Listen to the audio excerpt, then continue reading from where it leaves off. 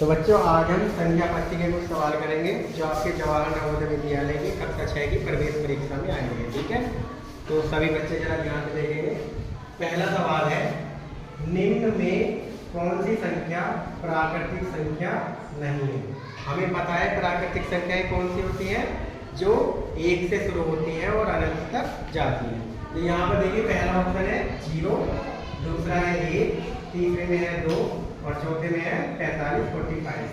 तो ये सब क्या है, 1, 2 और 45 प्राकृतिक संख्याएं हैं, लेकिन 0 प्राकृतिक संख्या नहीं है। तो यही हमारा आंसर हो जाएगा। दूसरा प्रश्न है, निम्न में कौन भाज्य संख्या है।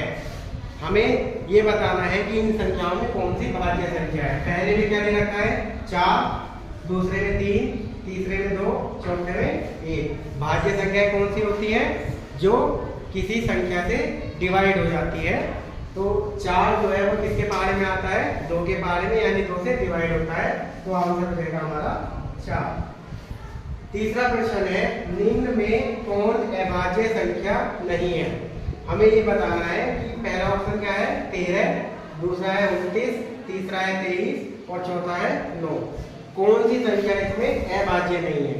तो यहाँ देखो 13 क्या है, अभाज्य है, 29 भी अभाज्य है, 23 भी अभाज्य है, लेकिन 9 क्या है, भाज्य संख्या है। 9 किसके पारे में आता है, किससे करता है ये, 3 से। तो आंसर हो जाएगा हमारा ऑप्शन बी। चौथा प्रश्न है, 13 से 23 के बीच कितनी सम संख्याएं हैं।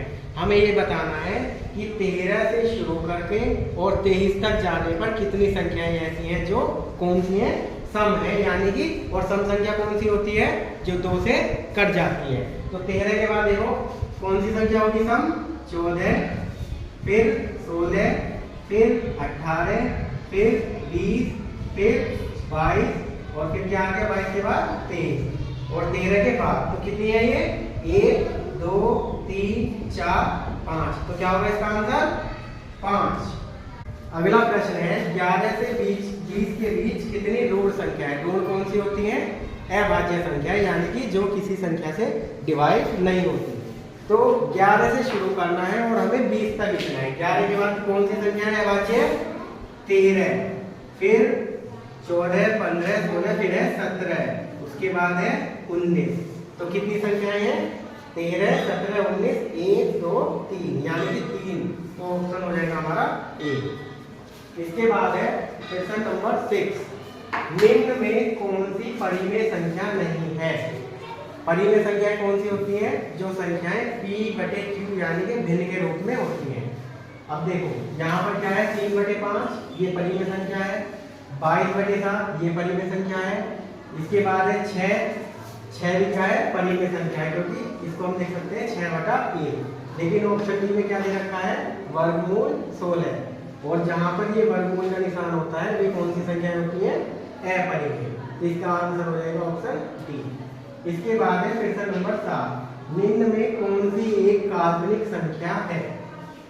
काल्पनिक संख्याएं कौन सी होती हैं, जिन संख्याओं में वर्गमूल के अंदर माइनस का निशान होता है।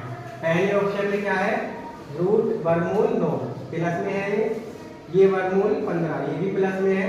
यहाँ पर देखो, यहाँ पर क्या है, वर्गमूल -6, यहाँ पर माइनस का निशान है, और डी में वर्गमूल 3। तो कौन सी है काल्पनिक, वर्गमूल -6।